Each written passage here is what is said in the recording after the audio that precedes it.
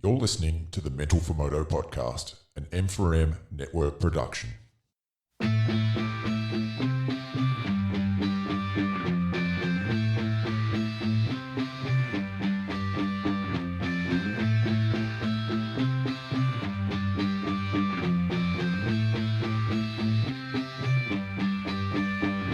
There were times I was lost, dark had fear, couldn't see through the rain. In the end it was clear, hit the fan. I was more than one man who was there to lend a hand. Together we'd stand, always at my back, my guardian soldier. Team put together, united we conquer. Blessed is he who in the name of charity carry me when I'm weak straight through the valley of darkness. Pitch blackness, the heartless, regardless, fear couldn't part us. Thick and thin, there by my side. At times we collide, but in the end we ride. Thick and thin, there by my side. At times we collide, but in the end we ride. We ride, ride. I am my brother's keeper. Keep on holding strong. United we stand, divided we fall. Together we belong. I am my brother's keeper. Keep on holding strong. United we stand, divided we fall. Together we belong. I am my brother's keeper. I am my brother's keeper. I am my brother's keeper. And we're live. This is show number 12 of the Mental for Moto podcast. I'm your host, Pete Wolf. Today we've got another great episode where we will again go inside the helmet, this time with BCP Shepparton Honda rider, Madi Healey. A massive shout out to our sponsors for this episode, Desk Grip Products, Works Racing, SPMX Engine and Suspension Performance, Wolf Building Compliance, and our latest promotional partner, Graphics by Aqua. All of these legends offer a great range of services and products for riders, so keep an ear out for more information later in this episode. Now, I've never spoken to Madi Healey before, but a couple of weeks ago, I was up at the Hattah Desert Race for the very first time and saw her racing there. Of course, she's also a regular podium contender in the ProMX MXW class, so I thought it'd be awesome to get her on the show. For any of the listeners who aren't familiar with the Hattah Desert Race, it's an off-road enduro race that takes place in northwestern Victoria every year, and this year was the 25th anniversary. And now I live and breathe motocross and have been to a lot of motocross and supercross events, but I can honestly say that this was the most impressive motorcycle racing event I've ever been to. The main race at Hattah consists of 8 laps of a 38-kilometre long course through the desert. There are around 500 senior competitors this year, and it attracts some of the best professional motocross, off-road and enduro riders from all over the country. It took this year's outright winner, Mason Simmons, around 4.5 hours to complete the race. And for heaps of the riders, it took over 5 hours to finish. By the end of the day, as you can imagine, the track is brutally rough. Anyone who does this race has my utmost respect. And it's pretty safe to say that anyone that finishes in the top 100 or so riders is an absolute weapon on a motorcycle. So, back to our guest for this episode. Madi Healey this year came second at Hattah in the aptly named Tenacious Women of Hattah class, and despite a mid-race crash, finished 82nd outright. She's also currently running 4th in the ProMX Championship in the MXW class, with 2 rounds down and 2 rounds to go. Hi, Madi. Welcome to the podcast. How's things going? Yeah, good. Thanks for having me. No, my pleasure. To start off, tell us a little bit about yourself. Yeah, so I'm Madi Healey. I'm 19 years old and I'm from Shepparton, Victoria. I'm currently racing for Shepparton Motorcycles alongside Lee Hogan for the BCP team with Honda Australia and Fox Australia. Oh, cool. How long have you been riding for?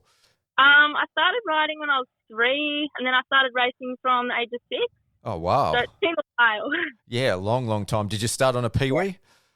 I actually started on a 4-wheeler when I was about 3 and then I think about a year later I jumped onto like a little like Kiwi, I don't know. It was a Honda one anyways, and yeah, it sort of started from there and then Dad got me like a little miniature KTM and then went from there. Oh, that's so cool. Yeah, I got my daughter started on a 4-wheeler, but they're pretty gnarly. They're a bit sketchy, so. No, I actually flipped one when I was 3 as well. So yeah, that's what she did. Yeah, it scared me. So it was 2 wheels after that. Yeah. So yeah, how and when did you get into motocross then? So my dad always was racing when I was little, and I've got two older brothers, Brock Healey and Levi Healey, which they both race. So Mum tried to get me in pony club and do all that stuff, but I was just never interested. The pony club always sort of clashed with the motorbike events, so I just wanted to always go with the boys. So that's kind of just where it started, and I just started going, racing with them and found a love for it, I guess.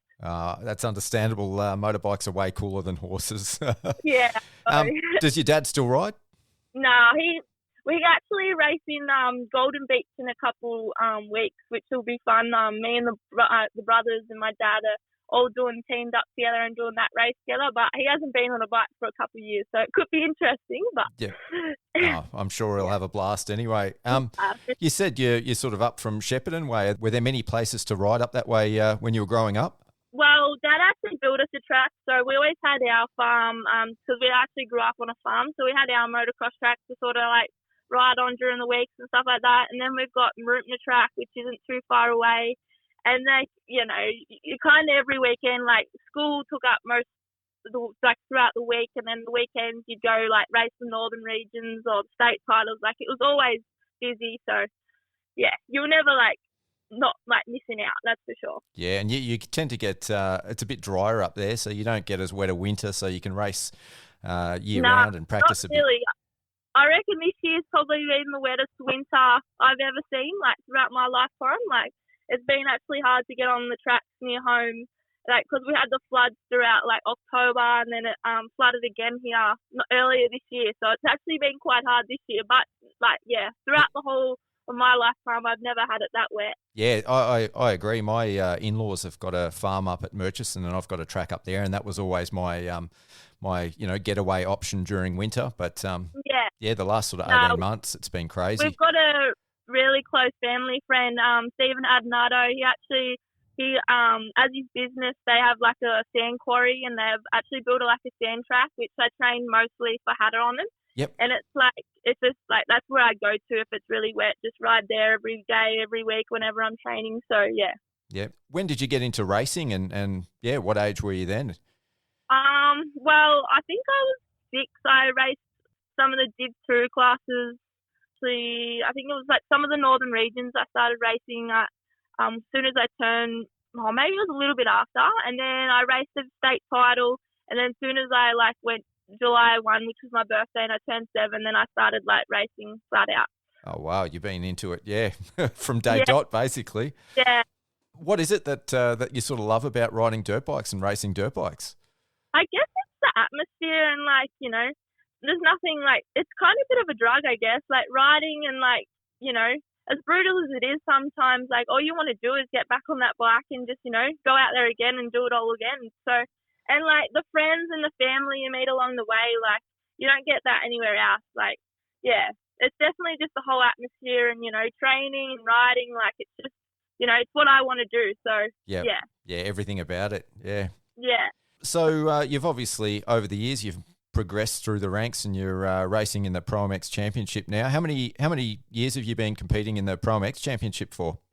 Well, actually, it was only last year was my first year, and then this year's my second. That's because COVID-19 hitting, which I think was my last year juniors, and then my first year seniors. It kind of wiped out for COVID-19. But yeah, last year was my first year of the ProMX, and then this year's my second. And so this year the women have raced 2 rounds so far, being one moto at Wonthaggi and then the full round at Gilman. Tell me about those rounds and how your ProMX season is going so far. Yeah, it's pretty good. It's probably not my best results I've had. I train a lot better at home than I actually have been racing at the moment, but which is pretty disappointing within myself. But I'm just hoping in the next couple rounds I can actually take it to the next, bring how I know my potential is.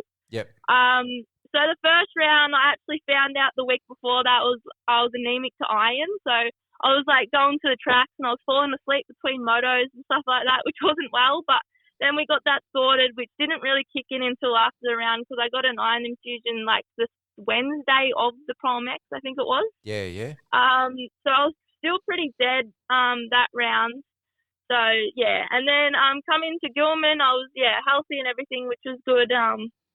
And then I had a few the first race I just pumped up a little bit, and then the second race like went down in the first lap. But the speed's there. I just got to put it all together.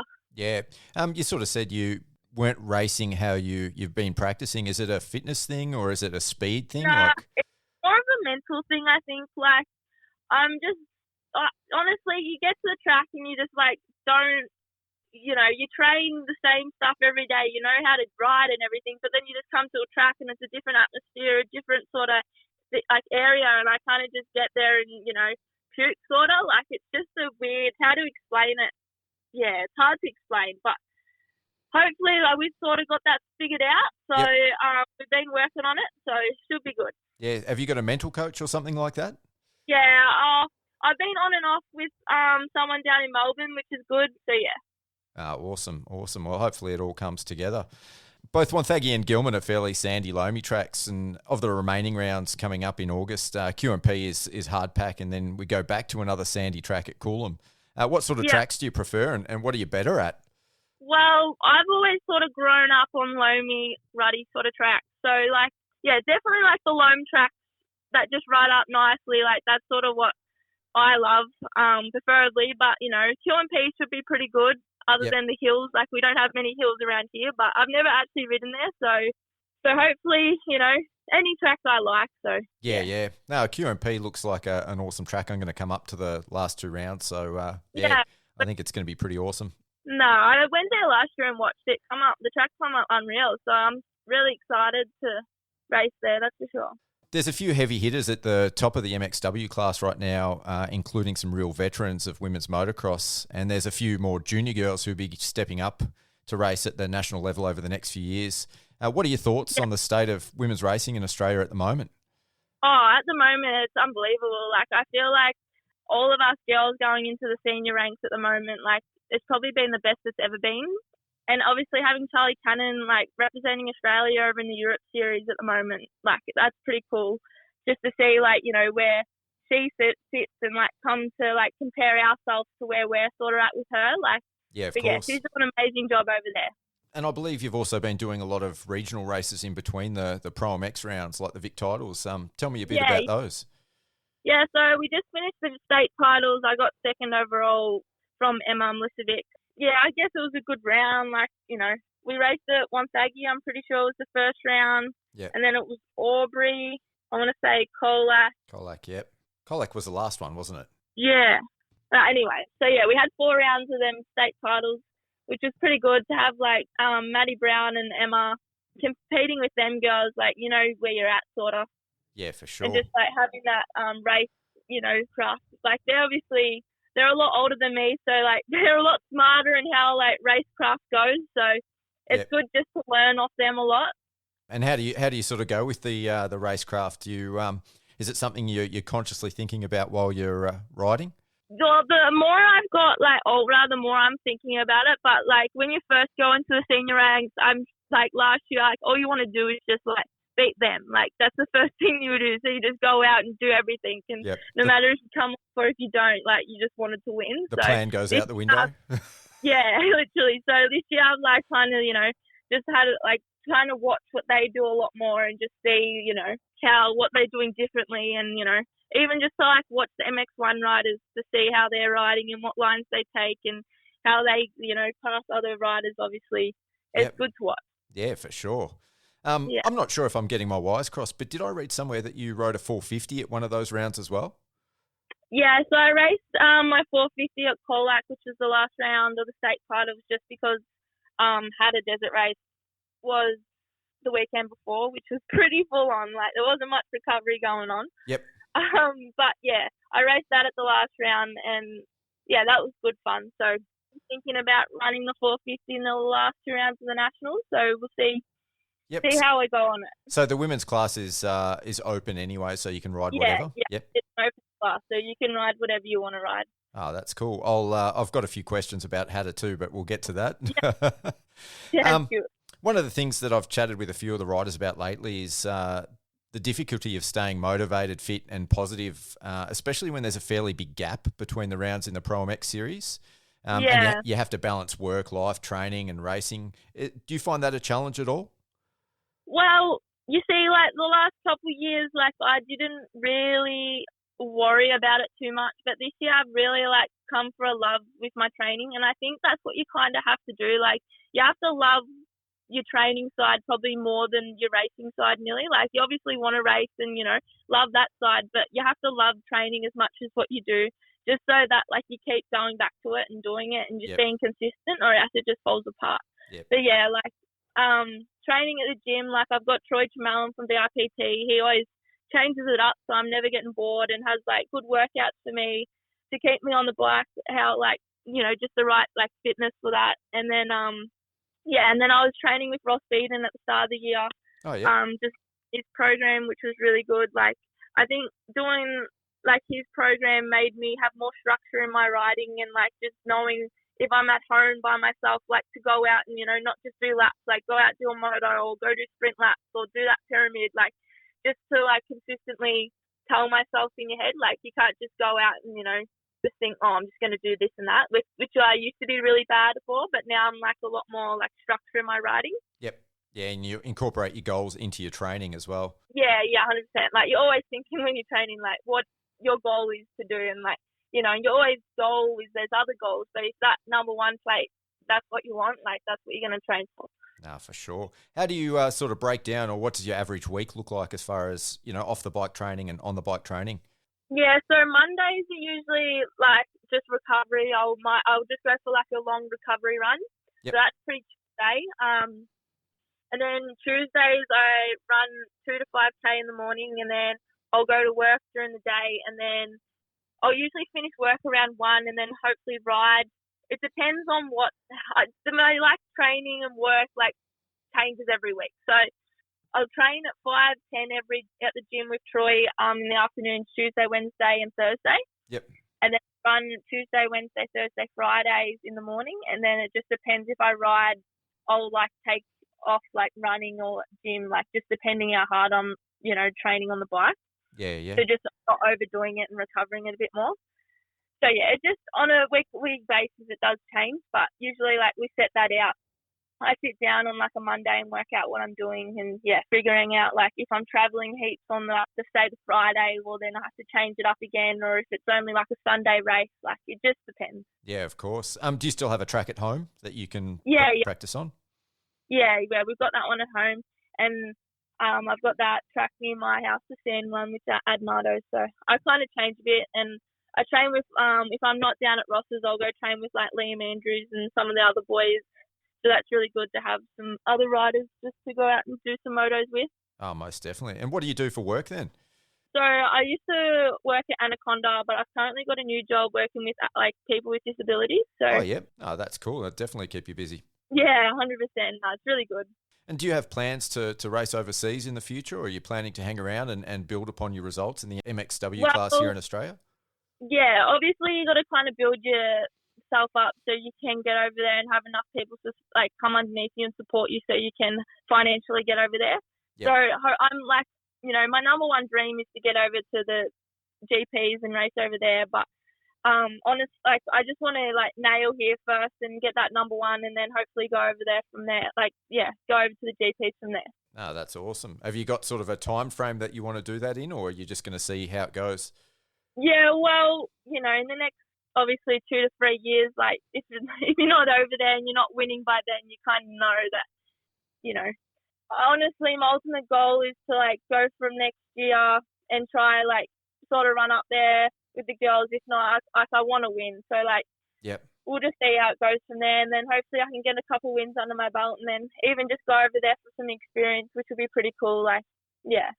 Speaking of the MXGPs, I've got a bit of a crazy idea.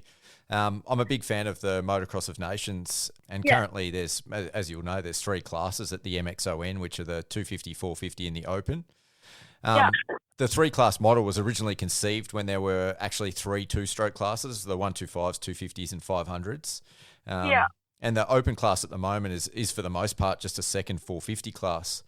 I was thinking that maybe the FIM should change it up and have an MX1 class, an MX2 class, and an MXW class. That would be really cool. Yeah, using the same point system. Do you reckon that's something that could work? Yeah, honestly, like to have obviously more women involved, like that could be a potential later on. And who knows, they could change that, but like who knows to now, like they've kind of got that in settled. So, but yeah, that'd be a cool idea. And then, yeah, for sure. Definitely mix it up. Yeah. All right. We hope you're enjoying the show.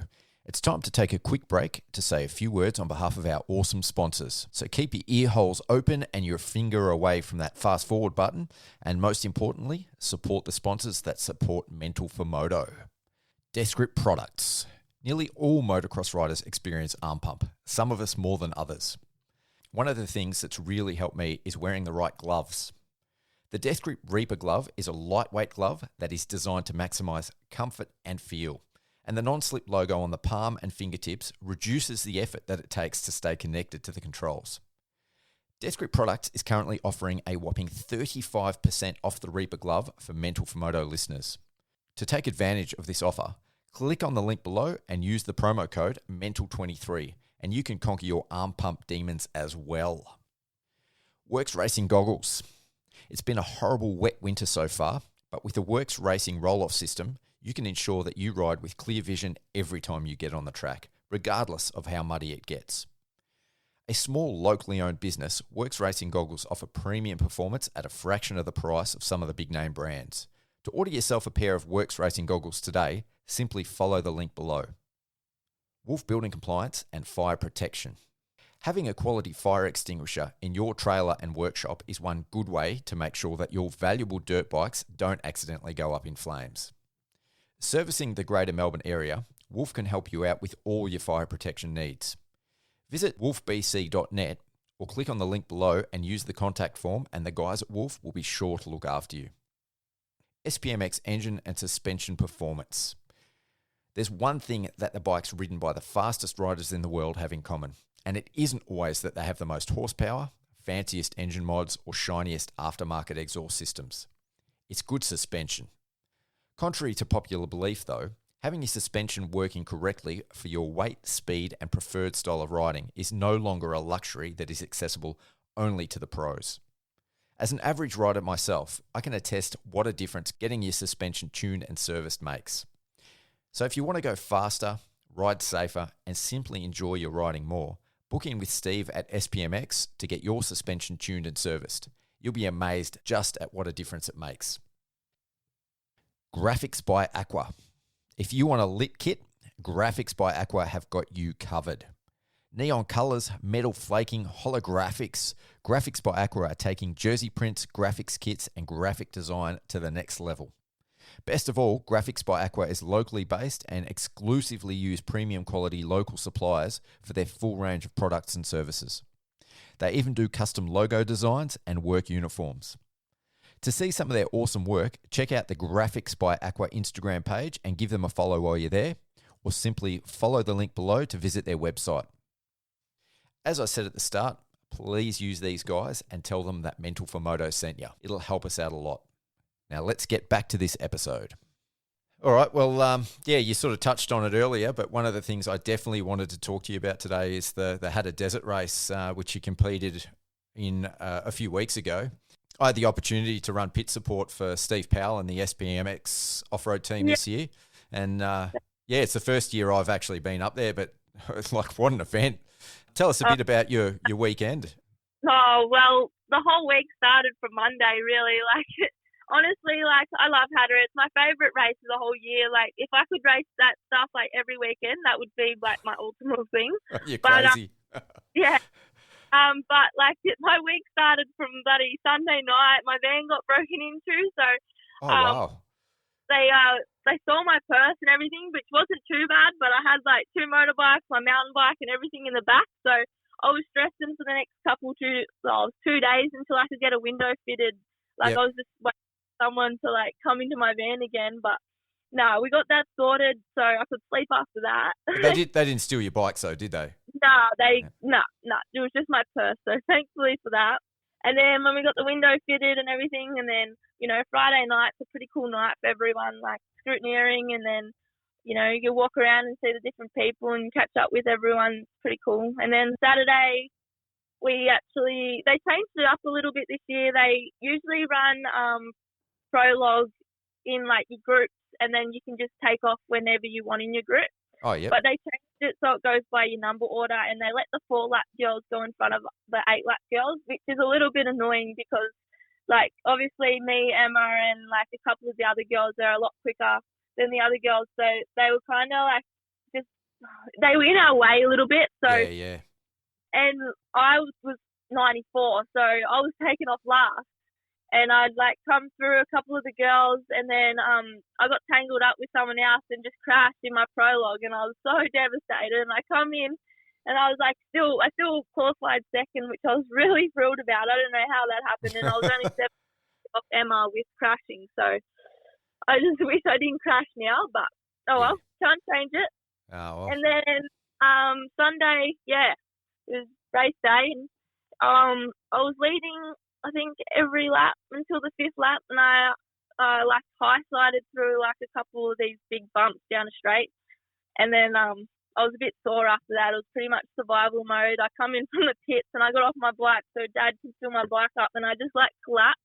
Oh, And wow. Dad's like, not going back out, and I was like, I'm going back out. So I just got back on my bike, and then I did another lap, and I was like, oh, maybe I shouldn't have done that lap. And then I come in the next one, and I was like, nah, I can't do it. Like, this is crazy. And then Dad's like, you've only got one more lap. And I was like, oh, shit. All right. Oh, sorry, I can't swear. No, you can swear. That's fine. And then, so I went back out and did another one, and that was the end of it. So I was pretty thankful that there was only another 2 more to go. Yep. But it's a brutal race. I was about to say, it's 2 more laps. That's another 76 kilometres. It's Yeah, I know, but like, you know, I know it just sounds little, but it's, you know, it's pretty full on.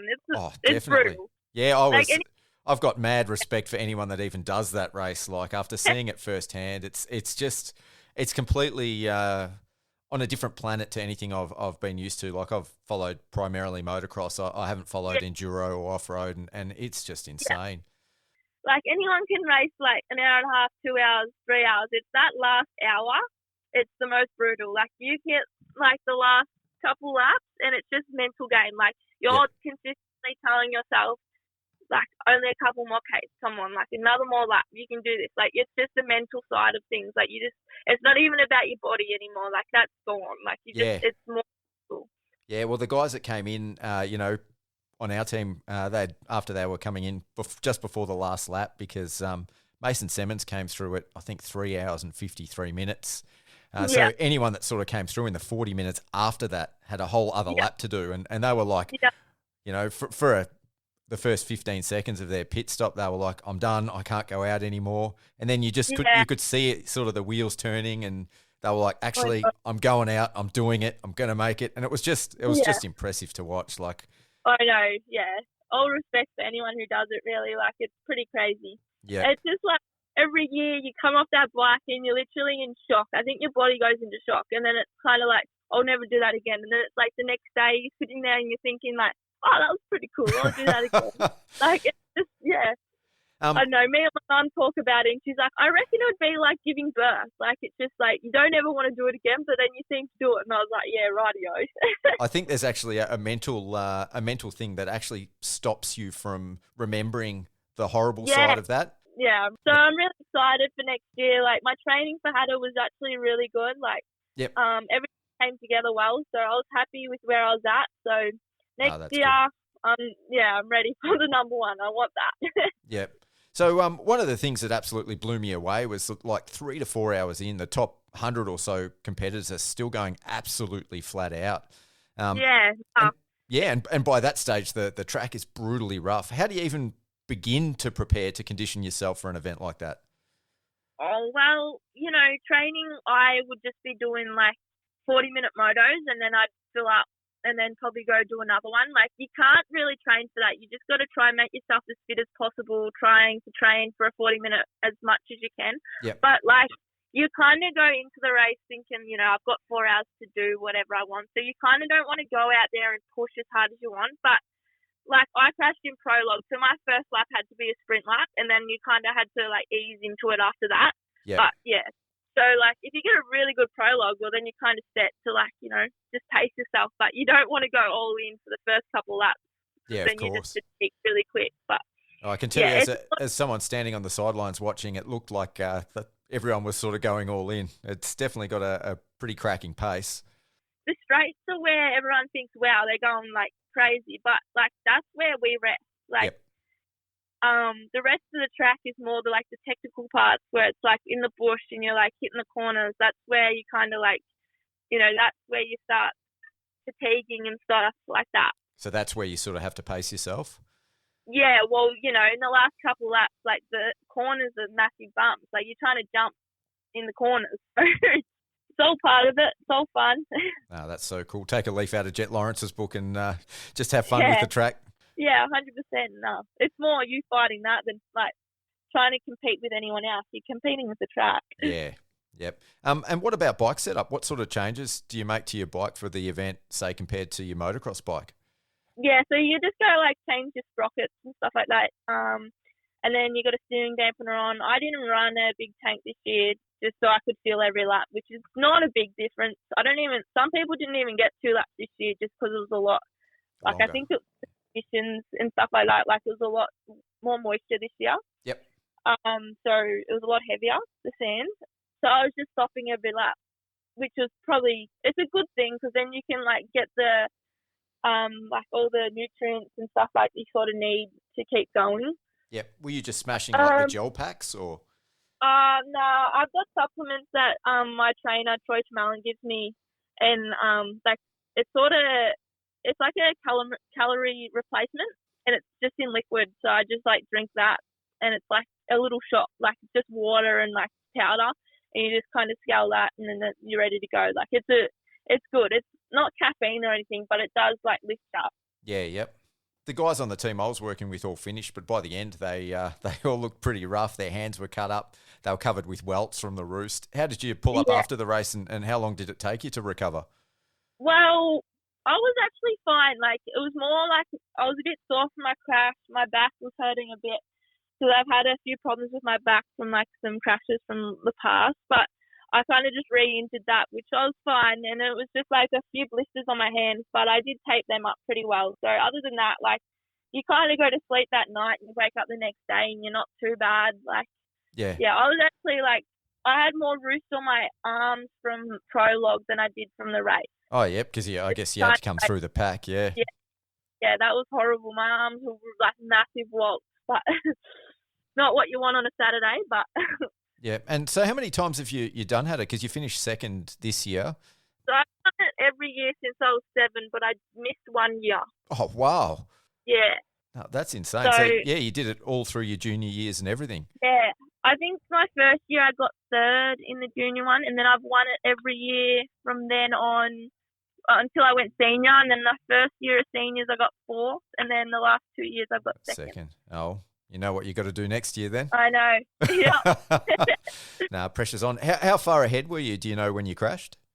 No, I don't know. Or actually, me and Emma were like battling pretty fine. It was actually pretty cool to have some cool battles with her. Like me and her, like we're pushing each other. Like she'd crash, then I'd crash, and then I should have just sat behind her and kind of like watched what she did. And then if I had, that extra stamina, I passed her on the last lap. But see, that's where I wasn't thinking at that time, but that's racing. We had some pretty cool battles out there, so yeah, take that away from it, and look on to that next year. Yeah, I think you finished about 10 minutes back, which after 4.5 hours, it's pretty close. I probably lost a couple minutes, probably more than a couple minutes in the tent. Like I couldn't get back on the bike for a bit there, but yeah, was your bike banged up at all?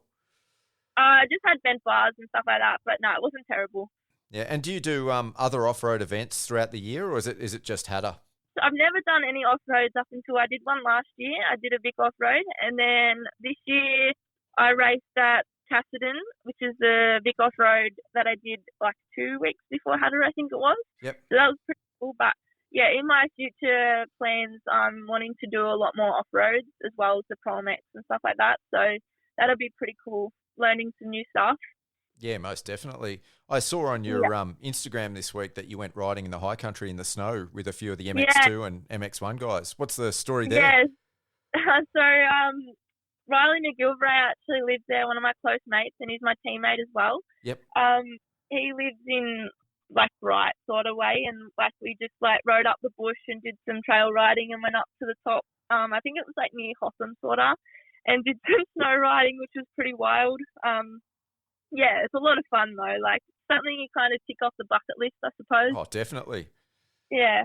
Is it very different to sort of riding in dirt, in the snow? Yeah, it is. Like when it gets to the heavier stuff, it's a lot like mud. Like you kind of just get on the back of the pegs and, you know, just trying to hold it wide. And if you back off, you just go over the bars like it's just stop shove. But when it turned like real, like condensed, like slippery stuff, that's just like, I don't know how to explain it. Like you just like, you don't want to put your legs on the foot pegs, but then you don't want to put them on the ground. So you're just trying to lift them up. So you get like an ab workout while you're doing it. Yeah. Are you running sand tires, or what are you sort of running up there? No, Just normal tires? Just normal, like, because I was just riding at his hard pack track, like earlier that day. So we're just running knobbies and stuff like that. So yeah, we didn't really set up for anything. We just thought, oh, that'd be cool to go up there. So we just went up there for a little bit. Oh, definitely. I reckon it looks like a lot of fun anyway. Yeah, no, it was pretty cool. You're going to do something like that every year now? Is that has it sort of kicked something off? Yeah, you know, I'll do it again. Happily, it's cold, but it's good fun. You know, go up there. It's not something you do every day, so just having a lot more fun on the bikes. Also, like, you know, you enjoy it a lot more. Oh, for sure. Well, It sounds like you definitely keep yourself busy with riding. Who have you got supporting your program at the moment? Like sponsors, you mean? Sorry. Yeah, sponsors or the BCP program or. Yeah, so Lee Hogan obviously picked me up when I was 13, and when I went 250, he helped me out from then onwards, and he's been helping me out a bit with Honda Australia as well, and like they helped me out with bikes. Fox Australia's been really, really good. They're awesome. Like, yeah, I'd give them the world. They help me out with so much stuff. Shepparton Motorcycles, my brother actually works for them, which is awesome. He helps me out heaps. Like, you know, whenever I need something ordered, he'll have that there whenever I need it. And then Troy Chamellan for VIPT, he helps me out with all like my fitness and my nutrition and just making sure I'm on track all the time.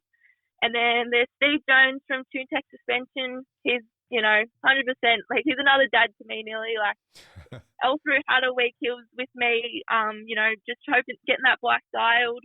He's always had it since I was like 7, since I was racing, like since I started racing, he's been helping me out. So it's really good to have that connection with him so I can, you know, get the bike nailed.